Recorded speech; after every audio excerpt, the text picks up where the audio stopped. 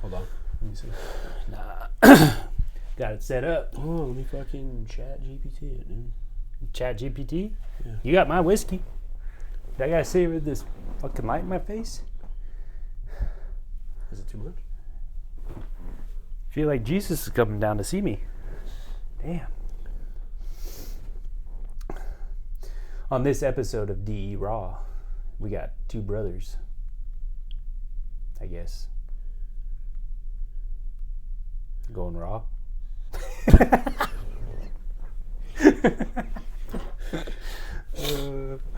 And Jake thinks I'm not going to just directly post this either. Straight up. Got a little whiskey today. Got my brother using some Chat GPT to come up with some, what, questions? What are you doing? Yeah. Podcast questions.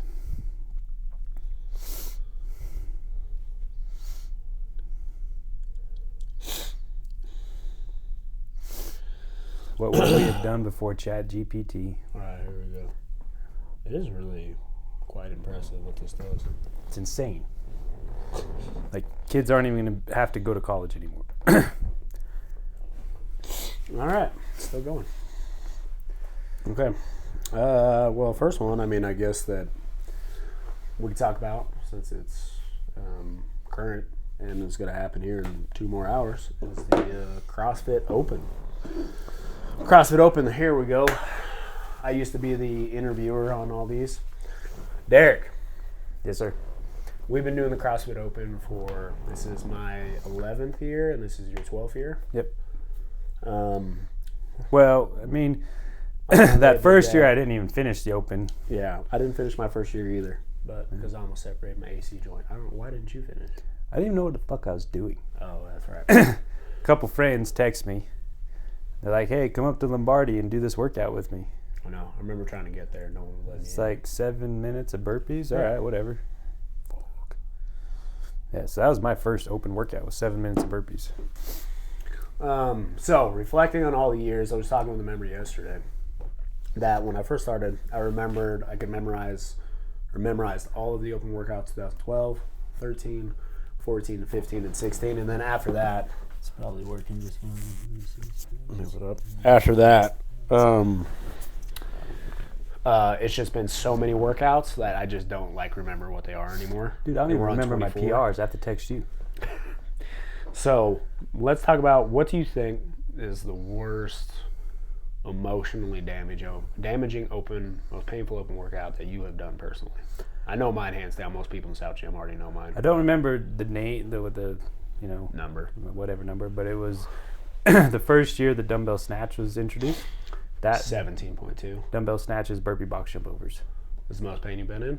I think so. I just vividly remember that one because that's one of the workouts that I redid that I did better on. Yeah. Because we changed how we did the dumbbell snatch.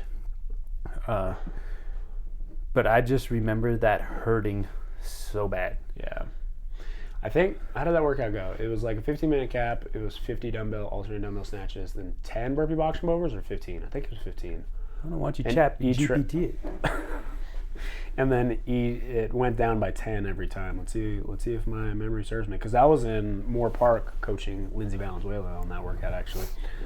But as far as open workouts, I remember that one being extremely painful because you can always keep moving. So that one hurt. The worst workout of my life when it comes to qualifying for a competition was that Hell of a West qualifier that was front squats, double unders, and toes to bar. It was... Wait, which one was it? The worst one that the worst pain that I can remember Yeah. was that front squats. It was double unders, front squats, and wasn't toes to bar. For an open workout? No, it was Hell of a West qualifier. Oh. Yeah, that does sound familiar. I just remember what the it front was. squats wrecking my world. Yeah. Worst open workout of all time, hands down. is 14.5, which is the 21, 18, 15, 12, 9, 6, 3 thrusters and bar facing burpees. Oh, that's high up there. Yeah, and they did that 16.52. I'd like to repeat that one. Not me, not at all. I've already told fitter the now. gym here that if that workout for some reason were to ever be a repeat, like let's say for next week's open workout, I'm just gonna add, like, since there was no time cap, I'm just gonna add like 5 days to my old time and hit submit. Say, announce it. Yeah. I wonder how many people actually do that. I don't know. I'll never do that workout again. Come on, bro. It'll come. There's something with sandpaper I'd rather do than do that workout. Oh. All right. So, worst workout. Yeah. Favorite open workout? I actually kind of enjoyed this last one we just did. It wasn't that painful. I know this is going to sound a little bit stupid, but I'm a true, what do you want to say, authentic CrossFitter. Authenticity, baby. Cheers to that. I don't know if that's the right word, but I value all the tests. I don't. Like, you know, something exposes a weakness, which for me it's always the handstand push-ups, handstand walking, every single time. Do I work on it every year with any substantial amount of effort? Nope. Yeah. So I only have myself to blame. I recognize that. But I truly love when people ask me, what's your open prediction? What's your open prediction? I feel like kind of a smart ass saying it, but I genuinely say it's going to be CrossFit. It's going to be a test of fitness. One of them guys. Yeah, and I love the diversity of the challenges. Yeah. Now, people are like, it's a short guy's workout, it's a tall guy's workout. Yeah, but across 3 weeks, it covers everything. Yeah. And I don't know. I will say that. Along those lines, I will say with this one that we just did, the 20-minute AMRAP of the 300-meter row, 10 deadlifts, 50 double unders, I would have appreciated it more of a separation, meaning that for me, I mean, this goes in my wheelhouse, unlike last week with the burpees, is like you do 2 rounds at that 185, and then the next 2 rounds you do like 225, the next 2 rounds 275, and like 315, something like that. Just because I feel like for like games athletes, like the really only major differentiator here is 0 rest and hauling ass on the rower. No mistakes on the double unders. Yeah, 0 mistakes. Like there's nothing that really stands out. Like I enjoyed it because it wasn't awful.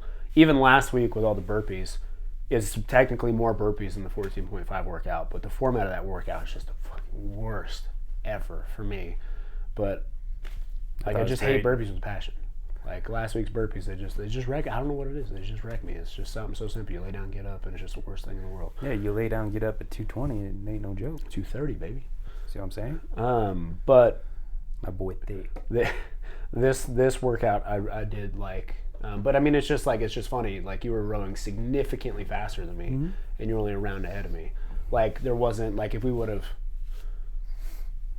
like you were ahead of me because you're rowing faster. But then if like the weights adjusted, like does someone? I know, but 315, your boy can still move the weight. No, that's what I'm saying. Like you're still fit enough that no, I'm not saying like I would get an advantage over some people, but like if you get like that would have been a lot of people better test. Can deadlift 185, right? But if you start making those jumps, can you keep maintaining your pace? Like I think you could have, but if all of a sudden the weight went from 275 to 365, then I could probably make a quicker jump just because I would still row a slower pace, but then I could still power through that weight. I will say, if that was the case, I would have rowed slower. Yeah. But to Jake's point, I do agree that would have been a better test of fitness, but I also understand what they're doing. They want to make these 3 weeks extremely inclusive. But like you look at even like the first week, like so like your time, even from the top time that I last looked, is only like 3/4 of a round less than the best score in the world, which is a huge testament to where your fitness is, but is also not that big of a differentiator. Like last week, the top score is 3.5 minutes faster. Can you imagine doing that 3.5 minutes faster than what you just did? I don't know how it's physically possible. Exactly. Like there's thing. This one is like you can't really you can't move any faster. But if the weights were making big, like, because that would be the only thing. Either that, or the double unders went up significantly, or the rower went up more. For me, in it would be transition times. I think I could have squeezed an extra minute out if I wouldn't have had the I did have transition time from deadlifts to double unders. And I went back and watched a live of like Chase, for example, because apparently he put a score on. Way to go, Chase. I thought that I had beat him, and I was like, okay, the only reason that I beat him is because my transitions were non-existent, and my deadlifts and double unders were fast. Yeah. Where like Chase's double unders were like perfectly, or deadlifts were like methodical, like 1, 2. Mine were like bang, bang, bang, bang, bang, bang, unbroken, cruise. Yeah. Like, so it's just interesting. But anyway, so favorite open workout, backtrack. Favorite open workout for me personally was the repeat of last year. 14.3, the 60 cal row, 50 toes bar, 40 wall balls, 30 cleans, 20 muscle ups. I think that one hit a perfect variety of movements. That wasn't just so god awful, like it was still really hard, but it wasn't like you weren't laying on the ground afterwards thinking like, what? At least me, like, why do I do CrossFit? I feel like I like that one a lot. 14.3 was the repeat last year. It was 60 cal row, 50 toes bar, 40 wall balls, 30 power cleans, and 20 ring muscle ups. 14-minute AMRAP. I think this time, current fitness minus shoulder injury, I could finish a round. I think so too. Yeah. And that workout's cool because it's like it's an AMRAP, but only the best will actually finish it. Mm-hmm. Like my best score on that workout is 14 muscle ups. I didn't finish a round, but I really appreciate that workout. And what I tell my class is the most pain I've ever been in from an open workout ever was 16.2, which was the 15 squat cleans at 135. You had to do it in like an 8-minute time frame. 15 squat cleans, 25 toes to bar, 15 squat cleans, 50 double unders, 13 squat cleans at 185. Or 25 toes to bar, 13 squat cleans, 50 double unders, and then every 4 minutes you had to make it. And I made it into the 275 round, but I was only doing singles on toes to bar. That's the most pain I've ever been in. But I appreciate the layout of that workout. I hate with a passion the thruster burpee workout. That thruster burpee workout was gnarly. Yeah. I vividly remember that because he's like, there's no time cap. Yeah. Yeah, we had a member back then that Leo was judging that was over an hour in and was only on the 15 round. But anyway, so that's just dating ourselves not dating ourselves. It's pretty cool to see how long we've been doing it compared to members and stuff in the gym that are still relatively new. And they're like, oh, this is my second open. Even veterans I talk to, like Tyler or Jamie and stuff like that, it's like this is their 4th open and this is our 12th. Yep. You know, it's pretty cool. So let's go over some Chat GPT questions on this impromptu, spontaneous podcast, YouTube video. I mean, it's both, right? Both. We are content creators now. We are influencers of some kind. So I guess that's the thing to do is you post this shit to the YouTube. Yep. My kids love the YouTube, but they're only allowed to watch certain things. That's showing your age of the YouTube. Yeah, the YouTube. Yeah. And then somehow we extract the audio, and then Homeboy here puts it on the podcast. Fuck that happens. Quite interesting one that came up is topic CrossFit trends. What are the latest trends in CrossFit, and how are they impacting the gyms? This is what I'll say. What I'm seeing in CrossFit. It's frustrating to say this, but I think because of lack of education and knowledge around training methodology, that there is a segment of the CrossFit world that's burned out from constant high intensity training. Yeah, I was just gonna say, I think the group of people that are burned out on CrossFit. I mean, you can even say us. Yeah, 100%. Have been been doing it for a long time, went through a very competitive space, and have kind of like molded into like, I still want to like train hard. Like even now, this open, like I haven't been that committed to like my like fitness, if you will. But like seeing everyone's scores and stuff, I'm like, damn, like kind of want to do better, but I don't necessarily want to like get hella competitive again.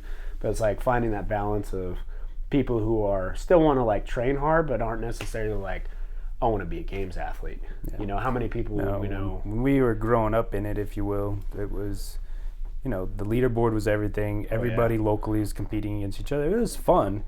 But I think that it ran its course through intensity. Yeah. And as people are aging, and the more that I've learned over the years, it's just You can't come in every single day and crush yourself. Now, I will give CrossFit programming methodology credit here, because their true programming methodology has days where only thing you do is squat. Yeah. The only thing you do is a 5K row. The thing when it comes to running a business is you can't just program that stuff, because not everybody's training on a 4 on 2 off cycle. Yeah. So, or it's 5 on 2 off. It's 3 on 1 off. 1 off, 3 on 1 off, or it's. There are some gyms that have, like, they shut down the whole day for the rest day. Like a Thursday, like the gym is closed. Like, I've met someone who they do the 3 on 1 off, so the day is rotating. So and then, you don't like, even know which they day it's close closed. that day. Yeah, it's just, it doesn't make sense from a business standpoint. And I mean, there's still, I think that is relatively old school. Like, as long as you know how to integrate recovery and stuff, like, and being able to dial back your intensities, like you've been doing this really well. Like, in the gym, not having to do warrior every single day, like being able to dial it back, like that is the beauty of CrossFit. That's the beauty of how we program. You can dial it back and still do the same fitness, as long as you, I guess, really have the discipline to tell yourself, like, I'm going to go easy today rather than balls to the wall. And that's what I've been really trying to educate on, especially in like the classes I coach, and trying to do this whole social media shit, trying to educate. But intensity is the key to CrossFit's success in transforming bodies. Yeah. And consistency. Now, CrossFit has created an environment and a methodology that we embrace that allows you and facilitates consistency. Like, so many people we hear is the best part of the day. They're excited to come gym, work out with their friends in the environment, and train. But the big thing that I think gets lost in a lot of places is the intention. Being intentional with your training. And like a handful of people I've been like mentoring, if you will, if that's the right word, Midtown. Like, do you have a plan for your week? Do you understand if you're recovered or not? We don't know when a curveball's going to smack us upside the head, sick kid, things go sideways. Does that mean I should come in that day and try to win the leaderboard? Yeah. And that the answer is no. Like, you need to train based on your body. You need to hit peak intensities. You need to train at lower intensities, and you need to be consistent. But I will say real quick, in general, CrossFit as a whole, in the media's eyes, and unfortunately how a lot of people still train and program, is just go hard, go hard, go hard every single day. And you can't do it. And I think in CrossFit's infancy on the competitive side of things, majority of people were infants, if you will, on the competitive side of things. I mean, I'm not trying to throw Leo under the bus here, but he was Metcon hard every single day. Who? Leo. Oh, yeah. But so we were all kind of in our infants. Like, the demographic was pretty young, where, like, we could all go hard for a while before we we're in really our early hit that burnout 20s, late stage. 20s. But I had something intelligent to say off of what you just said, and I forgot what it was. But to your point, being in our younger years back then, I remember, Leo's stud training, borderline made it to regionals, but it was go hard, hard, hard, hard, hard every single day. And you can't be, so intensity, to have real intensity, you have to be able to recover enough to actually put forth a real intensity. If I'm doing something hard like a Fran workout every single day, my times are going to be all over the place because I can't sustain that level of intensity. Now, it's intense for the day because it's a hard-ass workout, and it sucks, but I can't really put in my full intensity every single day. Just like in the same way I like to call it the cheetah method. Same way a cheetah, when it takes down its prey, it's not running at 65 miles an hour a day every single day to take down an antelope. It does it, it takes down its prey, and then it can't function for a week after that. Like, it wakes up the next day, it eats its prey, and then it goes off again. I mean, most cheetahs die from after the exhaustion of taking down their prey, that a bigger prey, like a lion or some shit, will eat them because they're too tired to actually defend themselves. Comes in, fucks them up. Yeah. So, like, that's like a cheetah. Like, that is all-out intensity for that animal to complete its task, but it's not doing that shit every single day. No, and to your point, it's a brilliant analogy there, because I've learned just with my numerous gadgets that I track my shit with, from high-intensity workouts, from a metabolic standpoint, it takes me sometimes 5 days to get back to baseline. So my blood glucose, for instance, which is a proxy now that I'm using just like for my cortisol and adrenaline, when I did Ed and Ryan's hero workouts back to back that day, it took me almost 6 days for my blood glucose and my HRV to get back to baseline. And nothing else in my diet changed. Like everything else was perfect. Sleep was unchanged, but that level of intensity and volume that happened in the same day took me that long to recover from. And that's when I talk about, that's why you see me scale workouts some days. But today's not a high intensity day.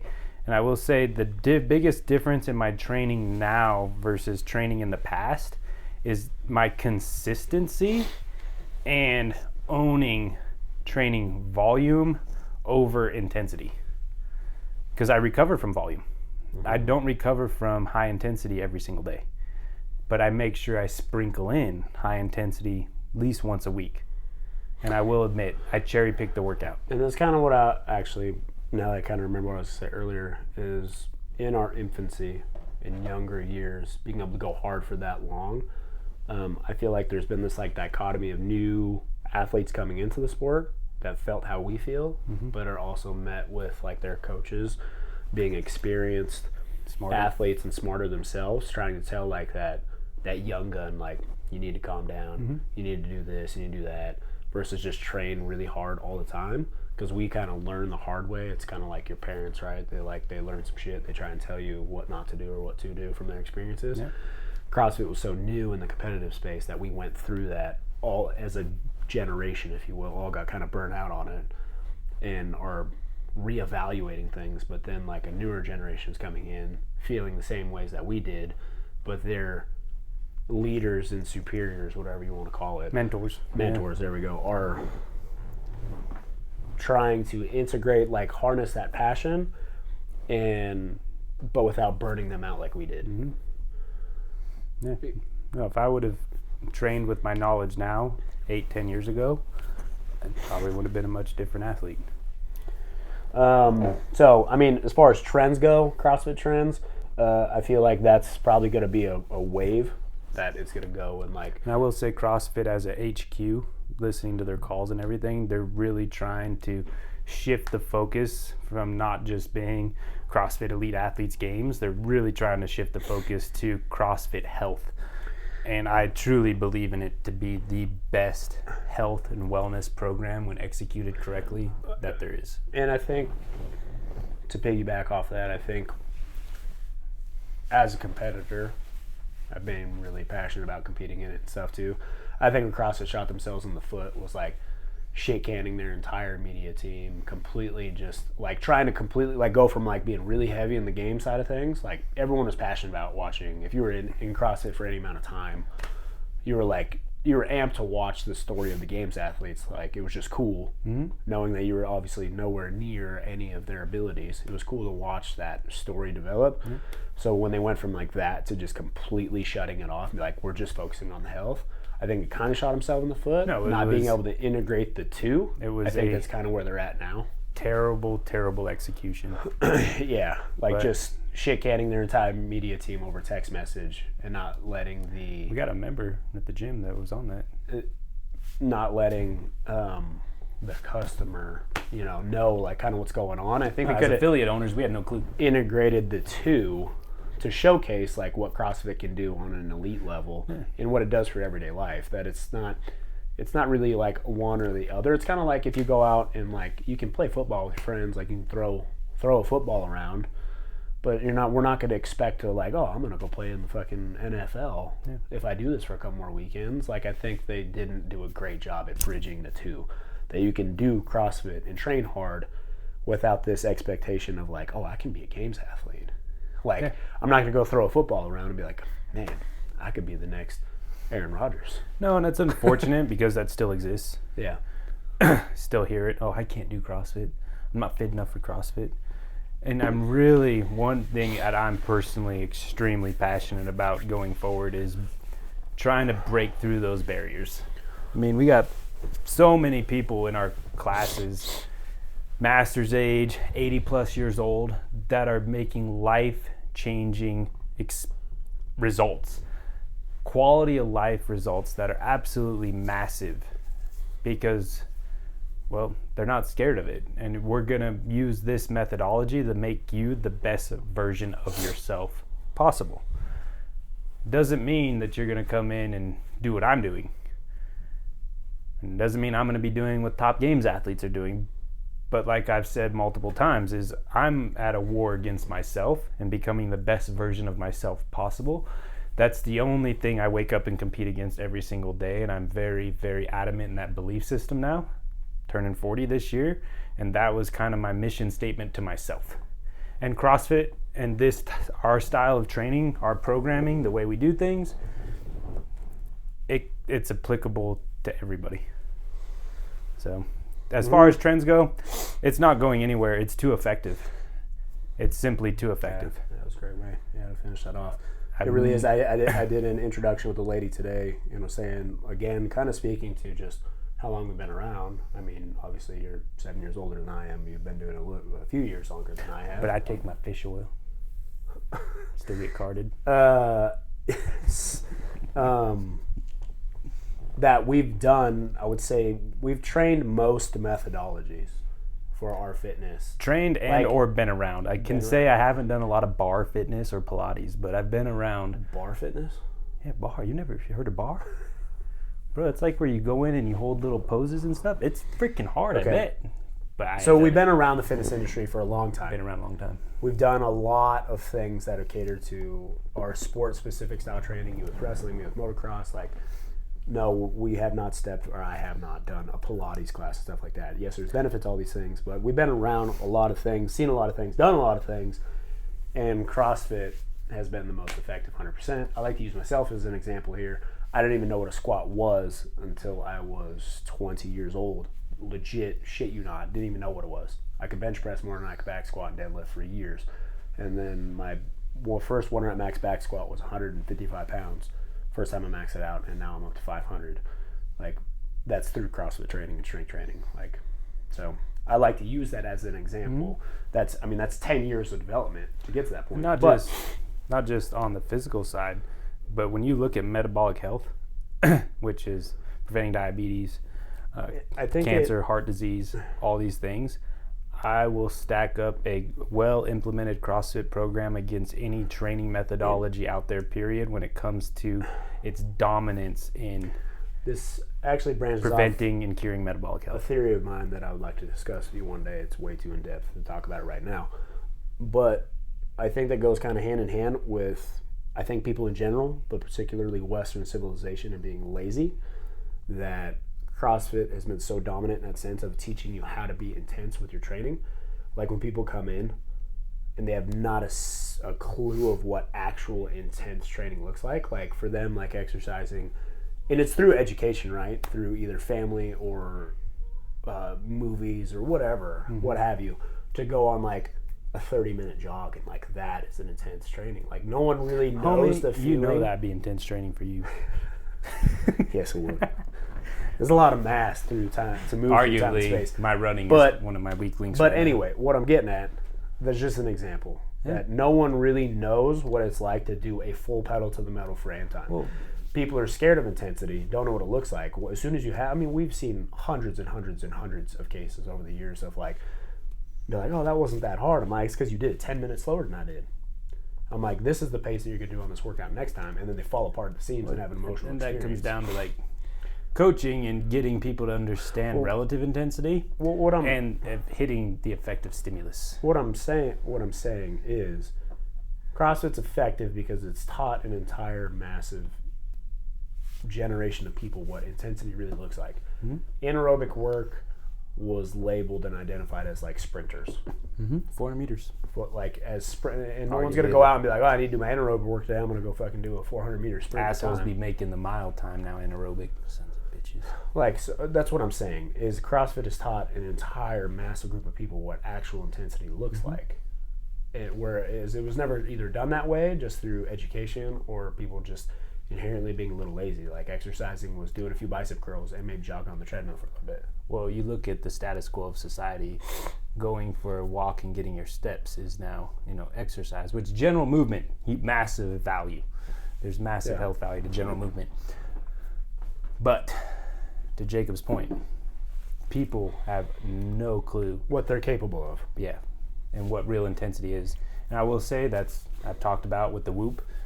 It's been one of the best training tools for me to use, but I've also helped quite a few members understand that you're not working too hard. No. Like, and it's an eye-opening experience. It's funny because I would say just through our upbringing and sports and stuff that we've done, we're introduced to pretty high intensity from a young age to now, where that's not the norm for most people. So like when we look at it, we adapt. Obviously, we're owners of businesses now of CrossFit gyms. Like we're bought into the mindset at a young age, but where we have that advantage over people that never really understood that until they come to a gym. Mm-hmm. Like some people do workout. Like even I had a talk with a lady the other day. She's like, "Oh, you guys only did 24 minutes of exercise on the Tuesday's workout with the rowing, box jumps, and devil's press, and that workout was the hardest workout I've done in like 2 months. It's probably one of my favorite conditioning workouts I've done in a very long time. It's harder than, in my opinion, it was harder for me than last week's open workout and this week's open workout. Like if you went really hard on that 24-minute AMRAP, but like it's just the concept of like they look at it, it's like, oh, it's only 24 minutes. I'm like, yeah, but you're doing that hella hard the whole time. And people don't understand the calculations of power output. So it's like in that 24 minutes, the amount of force that I generated on my body was more than what most people do in 3 days of training. Yeah. When you look at cumulative power output during that time. Now with that, there is recovery requirements when you're doing these kinds of, but this is why CrossFit literally transforms bodies. Like that is why it does it, because of power output. You look at Fran. Doing Fran sub 3 minutes, the amount of power calculated in that is absolutely insane. Mm-hmm. Doing Grace in 90 seconds, 135 clean and jerks. No. The amount of power. 30 clean and jerks at 135 pounds. Yeah. What he said.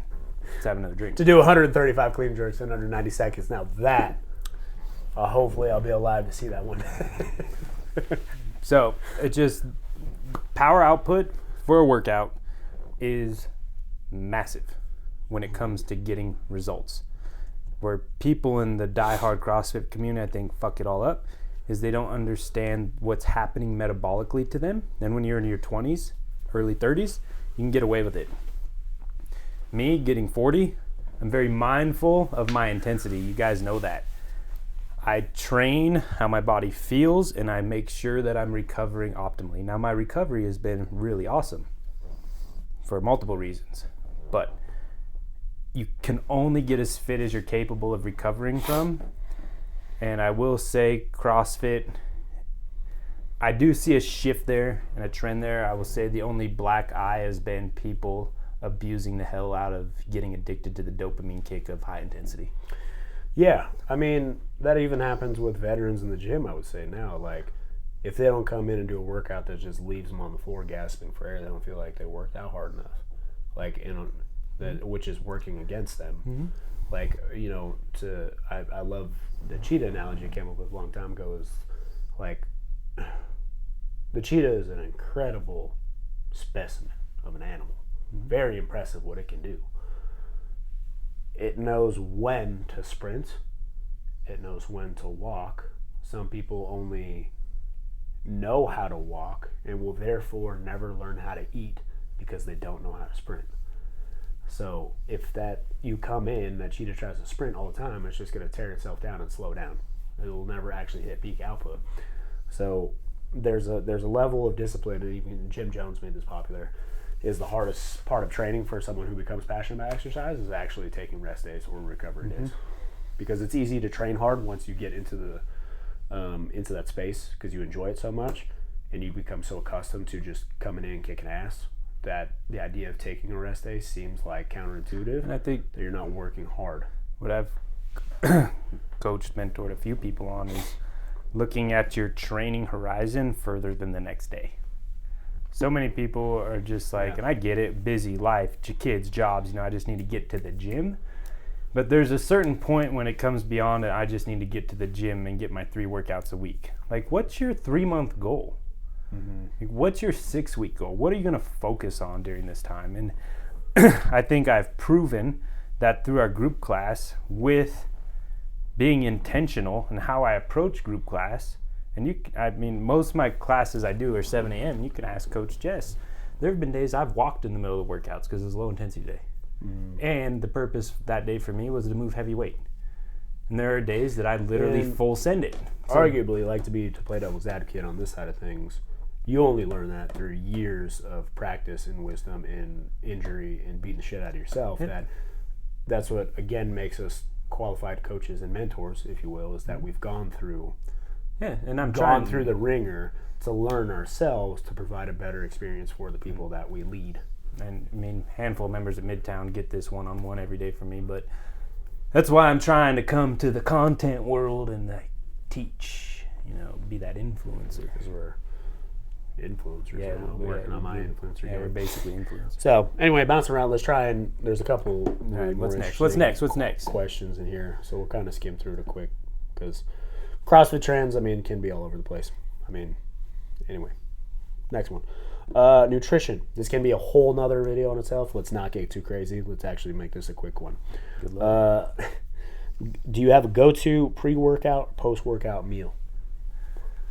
Go-to pre-workout, post-workout. Post it every day. I switch to eating whole food for my pre-workout as often as I can. Every day it is a cup of overnight oats typically, 2 cups of fruit, a banana, Greek yogurt, highest protein content Greek yogurt I can find, and protein powder. It ends up being, I believe, 80 grams of protein and close to 100 grams of carbohydrates and roughly 20 grams of fiber, I think. 10, 20, I honestly can't remember. I posted it. So I eat that every single day. I need to eat that 2 hours before I train. Now on days that I can't get that in, or doesn't happen, I still rely on Ignition from First Form. It's carbs, minerals. I do Ignition plus protein powder, and that hits me well, but I'm really trying to own the whole food thing the best that I can. The results have been speaking for themselves. They've been kicking ass in all the workouts. Me, on the other hand, not quite as much. I just had a little one a couple months ago. Me trying to work out consistently lately is just a win no matter how it looks. My pre-workout lately is I'll have a 32-ounce iced coffee in the morning. Shout out human being. Train for a few hours. Personal train, for a few hours. Coach. Coach. And then do a little bit of admin. And then I jump into workout and work out what I can. And then shower. And then we'll eat at 8:30 p.m. That's absolutely garbage. He said we don't have a bunch of time, but if I could sit here and explain what's happening to him on a hormone level. So you're saying I did pretty good for this open workout for being malnourished. Yeah. The good news is I have been trying to get in a few scoops of protein powder. Through lipolysis, the body is going to grab fat, convert it into carbohydrates, and replenish your blood muscle glycogen stores. Because these workouts aren't typically longer than 20-30 minutes and you have a massive amount of muscle, your muscle glycogen stores are plentiful to do these kind of workouts. But when it comes to hormones and managing your cortisol adrenaline response to training and optimizing that, what he just said is absolute dog shit. God damn it, Jake. Fucking love my brother. I've been trying to do 2 scoops of protein powder before. At the bare minimum, hit your protein. But I'm going to tell you, if you try to do high intensity training without carbohydrates, you're doing your body a disservice when it comes to recovery and optimization. And I know what I'm doing is not ideal. I'm just trying to get through the day. Where he's at, I've been there. I've done that. So we go through this. It happens. Post-workout, I reiterate that needs to be the biggest meal of the day. You need to smash protein and carbohydrates post-workout for protein synthesis and to replenish your muscle glycogen. So you've seen it. I've posted it. My post-workout meal, people are like, I can't hit 100 grams a day in protein. I'm like, the fuck you can't. I hit 100 grams in that one meal. So just can't be a punk-ass bitch. Can't be a punk-ass bitch. Yeah, because we don't raise no bitches. We don't raise them. Especially down here at South. Yeah, we don't even know how to spell the word. Yep. But Post-workout needs to be the biggest meal, your highest caloric intake of the day. Now, this needs to be relevant to your total caloric intake needs throughout the day and your family and personal life. So if you have your biggest meal at 10 a.m. and you just crush 1,600 calories, but your total caloric need for the day is 12 or 2,200, for instance, but you value family dinner at night, this stuff needs to be accounted for and have a conversation around.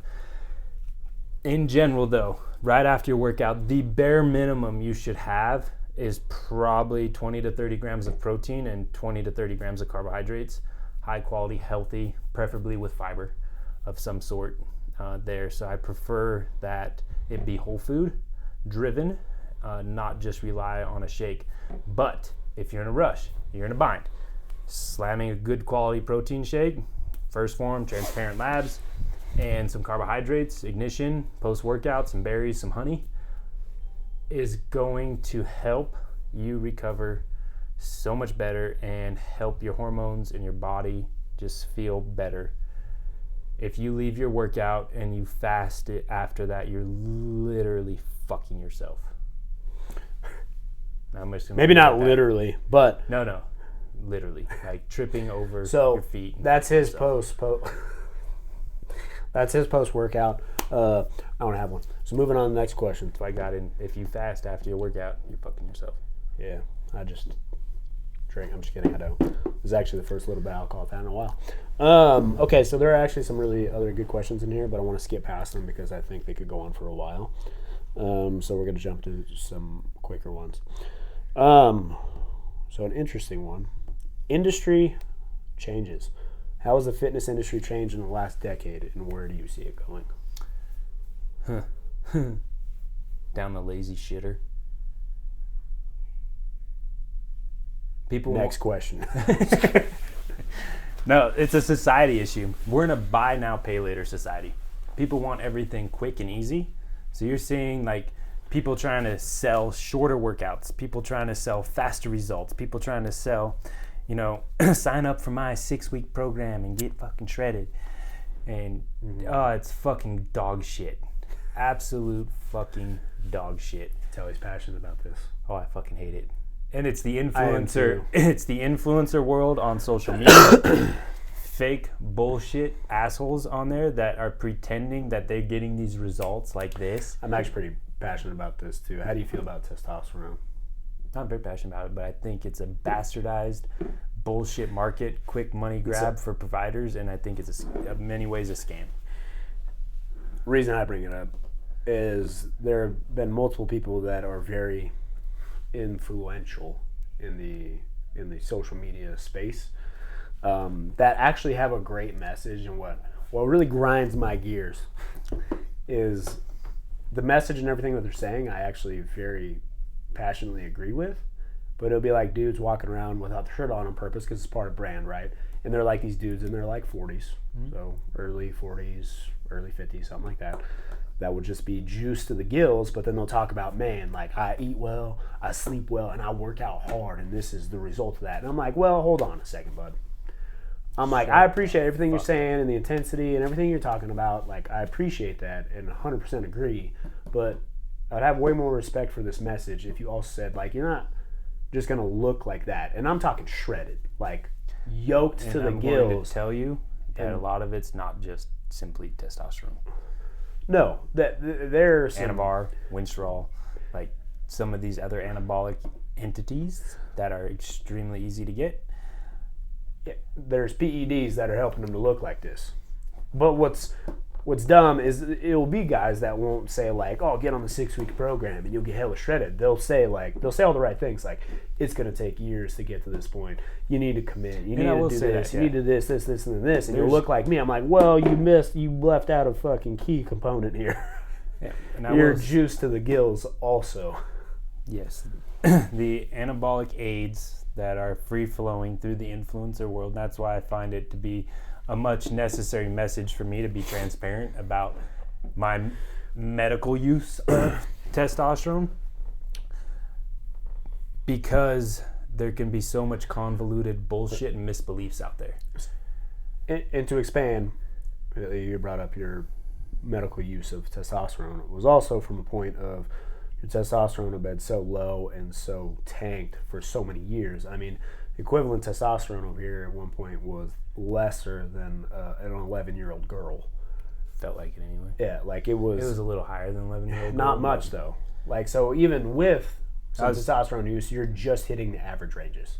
No, so just real quick, when we first started testing my testosterone, which was in my early 30s, because of symptoms of fatigue, not feeling well, there's other things that you could probably surmise.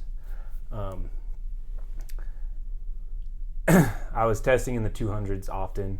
My free testosterone was super low. Went to endocrinologist, primary care, been around the ringer with physicians I had one doctor tell me you need to lift weights. It's like, all right.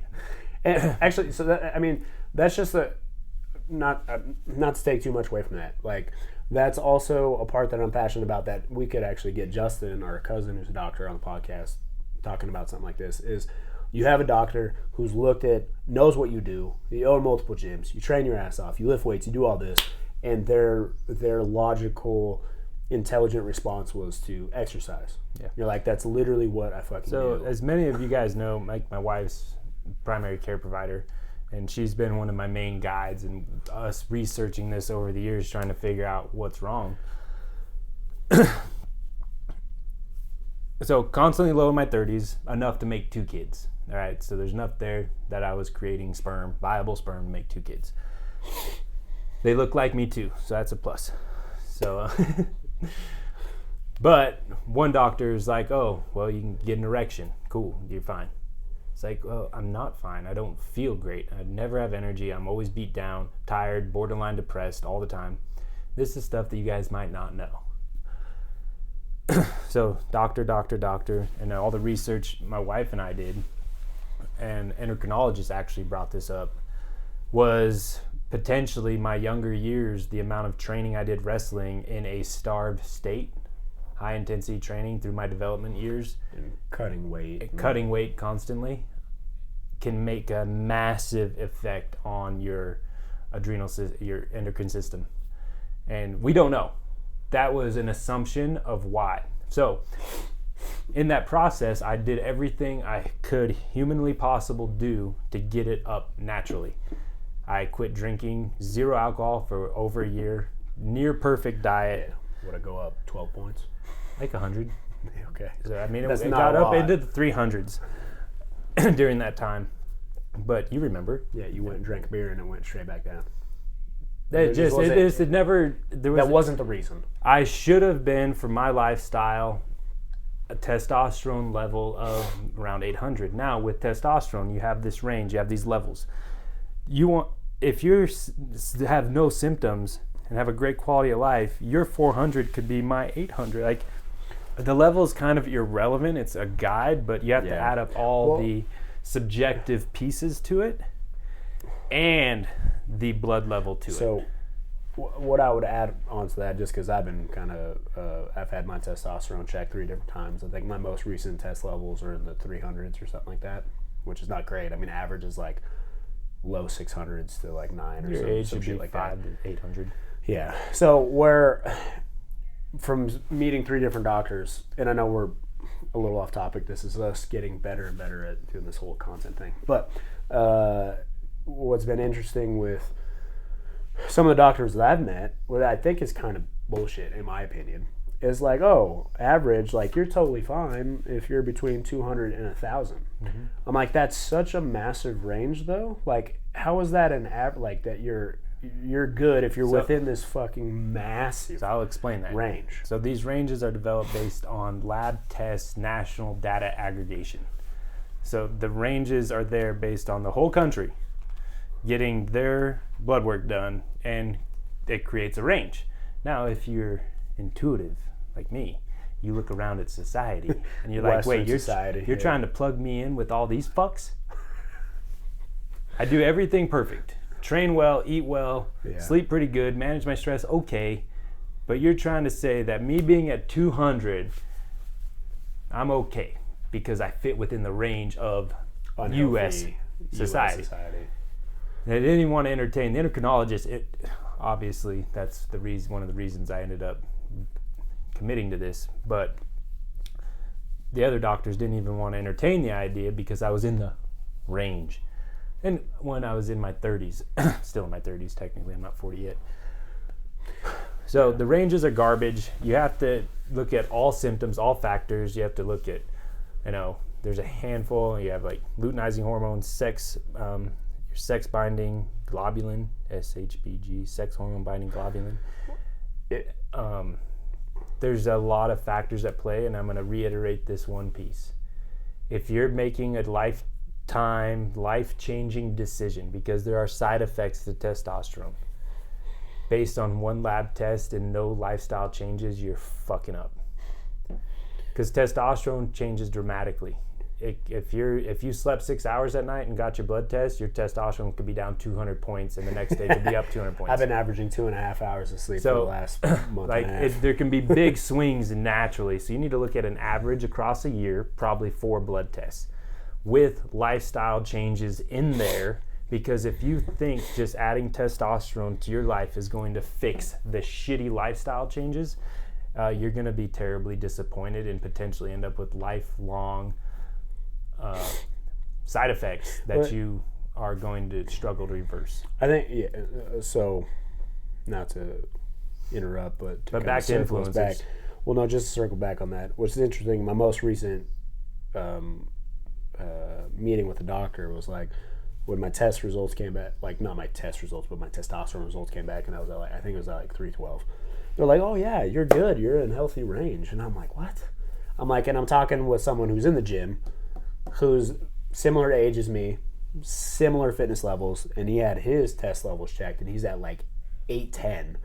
And I'm like, how in the, pardon my language, I know I've been cussing the whole time, but I'm like, how in the fuck are we comparable when he's 500 points higher than me? It's just that concept of here's the government, I'm assuming, I don't know, whoever the fuck, piece of paper, here's the average ranges. If you're within this and this, that's you're good to go. And it's hey, you make 10 grand a year and your neighbor makes 100 grand a year. It's yeah, you're both practically making the same amount. You know what I'm saying? Joe Biden would say that. I know, but it's the same example. If you're making, the math is the same.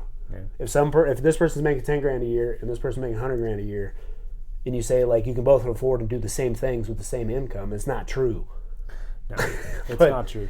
Now, I will say that you can have a testosterone level of 300 but have high free testosterone and good sex binding hormone, that your body's effects from your available testosterone will be equivalent.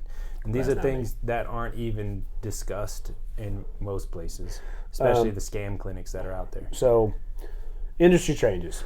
What I see a lot with people like us and a lot of people in this space and their wisdom and experience and seeing through the bullshit is they can tell.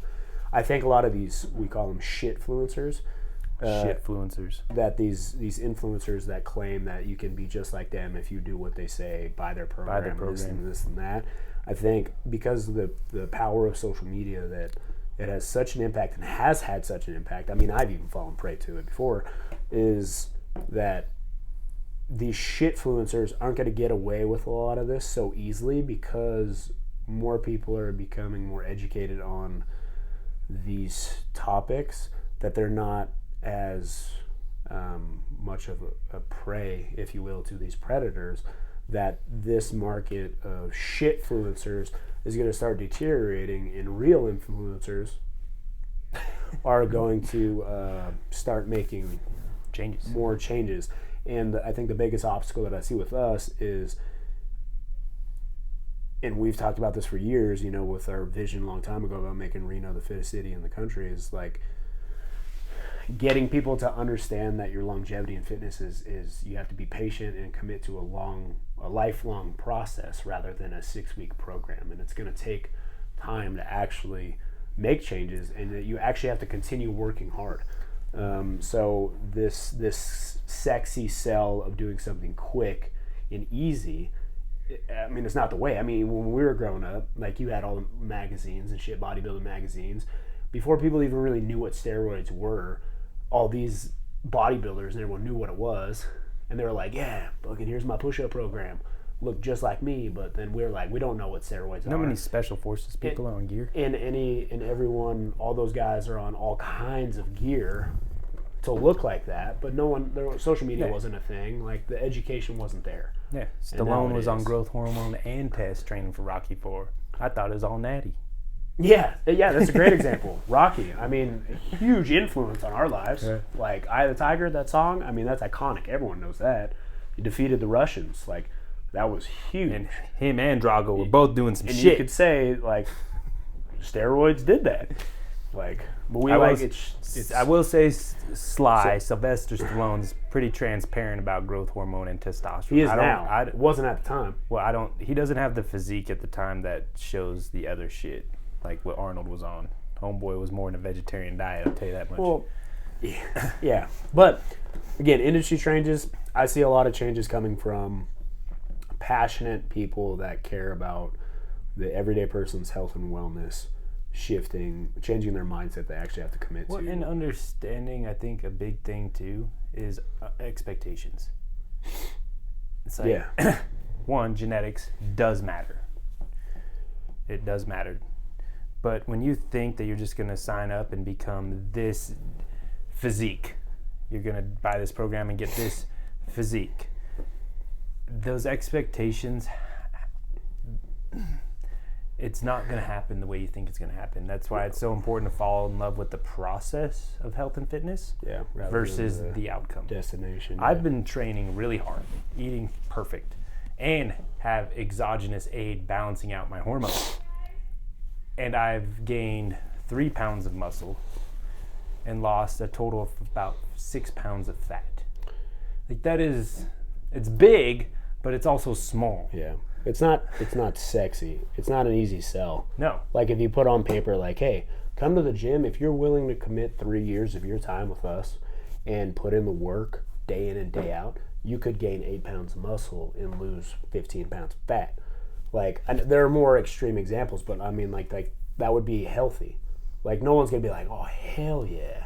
No. But if I said, all right, back to my buy now, 2 months, you do this, I can do this for you. And people are like, let's go. And then you have to ask yourself, what are you going to do at the end of the 2 months or the 6-week program? Just stop? Oh, I got to my body. I'm all done now.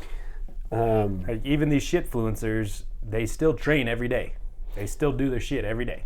Mm-hmm. Those bodies, regardless of being on whatever extra aids they have, they still put in work every single day. I would even say, like, even people who take gear that are on all the drugs and whatever, like, they still have to train. Oh, yeah. Like, you still have to train hard to look like that. It's the idea that these fucks are saying that you can look that way just by doing a 6-week, push-up and sit-up program. Like, it's horseshit. But anyway, there's actually... Fucking life coaches. God damn it. We could go off on a lot of topics here. Chat GPT actually came up with a lot of really good topics. I have to do some coaching. We have an open workout coming up pretty quick. So there's one last question that we could do on here. It's actually pretty interesting. It's a fun question. If you could train with any athlete or celebrity, or train any celebrity for a day, who would it be and why? Fuck. Because I'm still a fanboy. If I could train with somebody for a full day, it'd still be Rich Froning. Yeah, that'd be cool. But I would also love to train with Sylvester Stallone. Really? I would have picked David Goggins for you. Dude, his shit hurts. Yeah, or train that person. I guess what we're going to do. Just have a day to hang out, train hard, and just kind of pick their brain. I'm blanking on his name, but Thor. Chris Hemsworth. Yeah, I would love to work out and train. Like, me be his coach. Chris Hemsworth, because he seems like just a really cool dude. So you want to hear something funny? Maybe I've talked to you about this. So Chris Hemsworth, trainer, who got him to look like that, natty, he claims, which is bullshit. It's actually been proven now. In 2013, when the first Avengers came out, or 2012, did you know? So he's a world famous coach to train celebrities. I know he is. So when a bunch of other trainers and celebrities, and people are like, ain't no way Chris Hemsworth went from that to this, looking that way. Didn't Joe Rogan say it without some steroids. And so they accused him of being on steroids, which is totally legit, which is fine. I don't give a shit that he took some stuff to look that way that quick, like whatever. But his trainer, who's apparently one of the smartest trainers in the world, said in 2013 that he didn't even know what steroids were at the time. And in this interview, he said him and Chris didn't even know what they were. He's like, there's no way we could accomplish this with steroids. I didn't even know what steroids were. I didn't even find out what they were until 2016. World-renowned coach on camera said this. Like, this is the kind of bullshit that's what was it, like the 70 Olympics? You got Russians hiding that shit in the walls so that they can get it. It's like, it was just really interesting when I watched that video when he claimed to not even know. I mean, Lance Armstrong was Not clean, say, you know well, what I'm not to saying? say like, oh no, we didn't do steroids. To say like, oh, I don't even know what steroids are. In 2013, we're not talking like 1985. Yeah, the internet was around. Yeah. But yeah, I think he seems like a really cool guy. I'd like to train with him. For me personally, as of recently, I would love to either coach, work out, or hang out with. I think Josh Bridges could be fun in the CrossFit world. Dude's fucking crazy. He's a Navy SEAL. For me is Alan Richmond. He's Reacher on Amazon Prime. Oh. Yeah, so reason being is so actually learning more about him. He's actually a really devout Christian, had gone through a lot in his life, didn't realize that he was bipolar, depressed, and anxious, and he almost hung himself in his garage with an extension cord and realized what he was doing and then decided to get help and told his therapist, when his therapist said, I think you have bipolar disorder, told him to go fuck himself. Left the office, sat in his car for like 2 hours, went back inside, and said, I think you're right. Because he's like, I was so mad sitting in my car knowing that he was right and that I had to own it as a man and go in there. And he flipped his whole life around for his wife and kids. And the dude trains hella hard, has admitted to using exogenous drugs to get his body. And is a devout Christian in his everyday life in Hollywood, which is unheard of.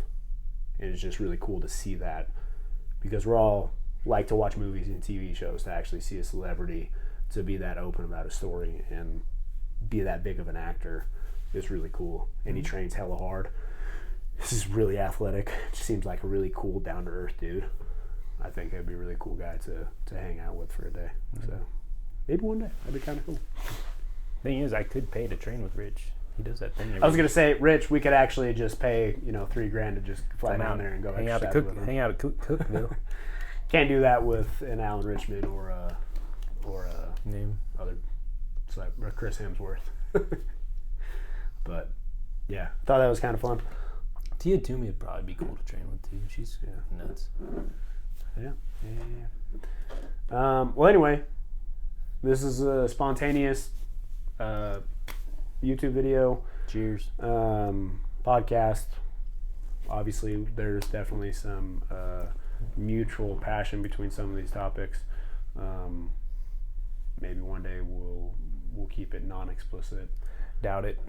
But not making any promises on that.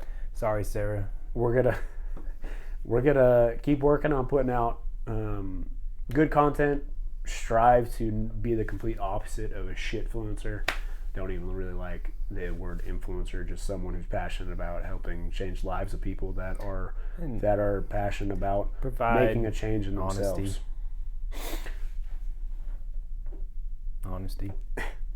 Yeah, that goes with that's the opposite of shitfluencer. But anyway, there's a lot of other topics on here that we can talk about. If you guys happen to watch this or listen or whatever, if you have things that you want to ask us, there are things that are changing my life here pretty quick as far as scheduling and stuff like that. That hopefully that my brother and I here can do more of this together and even bring guests on or whatever, whether it's coaches or members or whatever it is, that we actually are trying to accept the idea of, maybe it'll happen. Maybe we'll be those social media influencers that have hundreds of thousands of followers one day. I don't give a fuck. All 571 of you, though, you got my love. But we get to a point where it's like that maybe not a lot changes. So well, you can count on us to stay true to ourselves. But anyway, I think that's a wrap. We got the open workout coming up here in 15 minutes. So I got nothing left to say other than love you guys, and we'll see you in the next one. Stay healthy, people. Post-production. Get up off the chair, come in, and you turn it off.